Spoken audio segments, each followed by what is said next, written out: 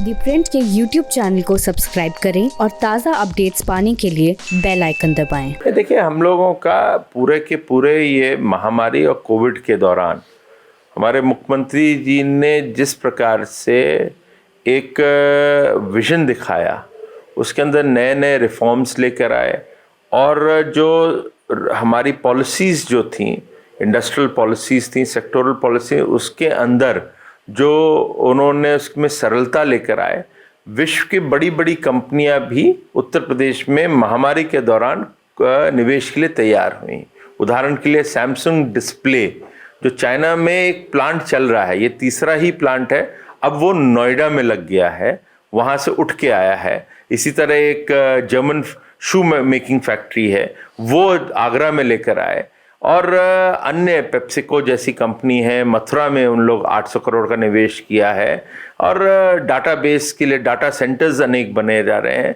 तो एक क्रांति आई है और इसके अंदर जिस प्रकार से निर्णय की प्रक्रिया है और देश के भी अनेक कंपनियां ने आए, तो आज वो 47 से बढ़ के 53,000 करोड़ हो गया है।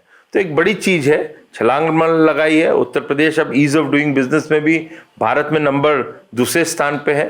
तो इन सब चीज़ों को देखते हुए एक अब उत्तर प्रदेश मैन्युफैक्चरिंग हब देश का बनता हुआ दिख रहा है। सर, कौन कौन सी कंपनी से बात चल रही है, खासतौर से छोटे वर्कर्स को किस तरह से काम मिलेगा? स्मॉल इंडस्ट्री की अगर बात हुई, कोविड में उनका बड़ा लॉस हुआ, तो उनकी भलाई के लिए देखिए, हम लोगों के अपना जो है, हम लोग की अन्य योजनाएं हैं।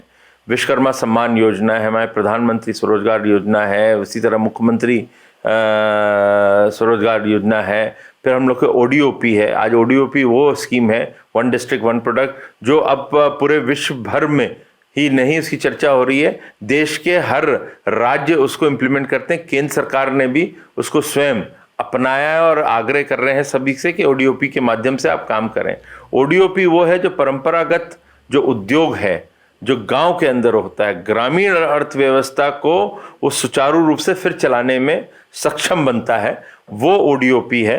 तो आज इन सब चीज़ों पे हम फोकस कर रहे हैं और यही कारण है कि नई इकाइयों को लगभग हमने 7 लाख नई इकाइयों को और पुरानी इकाइयों को जो आत्मनिर्भर पैकेज के तहत है, हमने 36,000 करोड़ रुपए का लोन वितरण करा है और ये महामारी के दौरान किया है।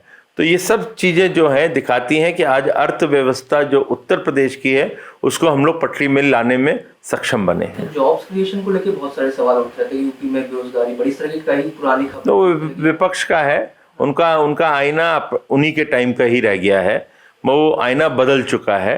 अब नौकरियां उपलब्ध हो रही हैं, 4 लाख के ऊपर तो सरकारी नौकरियां हम लोग दे चुके हैं। और जो अभी मैंने आपको 36,000 करोड़ रुपए की बात करी है आपको, उसके अंदर भी कहीं हम लोगों ने जो नौकरियां दी हैं डायरेक्ट और इनडायरेक्ट, वो जो है वो 50 लाख के ऊपर चली गई हैं। तो ये सब चीज़ें जो हैं आंकड़े बता रहे हैं। अब उसका बुलेटिन भी हम जल्दी ही सबके बीच में देने वाले हैं कि हर जनपद, 75 जनपद में, हर जनपद में कितनी ये जो लोन दिया गया है, जो नए छोटे कुटीर उद्योग हैं, उन लोगों के नाम, उन लोगों के माध्यम से कितनी नौकरियां उपलब्ध हो रही हैं। एक लास्ट सवाल मेरा ये है कि कई राज्य भी कई सारे ऑर्डिनेंस यहाँ की, क्योंकि आप स्पोक्स पर्सन भी हैं सरकार के, तो कई राज्य यहाँ के कई ऑर्डिनेंस फॉलो कर रहे हैं, उसी तरह का मनाने की कोशिश करें। इवन कई मिनिस्टर दूसरे राज्यों के आए और मिले भी CM योगी आदित्यनाथ जी से। तो ये बताइए कि मतलब क्या इसको किस तरह से देखते हैं? कई सारे ऐसा है, हमारे पास उत्तर प्रदेश को बड़े दिनों बाद एक अच्छा नेतृत्व मिला है, जो देश में ही लोकप्रिय नहीं, अब विश्व भर में भी लोकप्रिय हो रहे हैं। और इसलिए आज जब उत्तर प्रदेश जो आज सोचता है, अब भारत वो कल सोचता है। तो जो उत्तर प्रदेश कर रहा है, दूसरे राज्य भी उस दिशा में चल पड़े।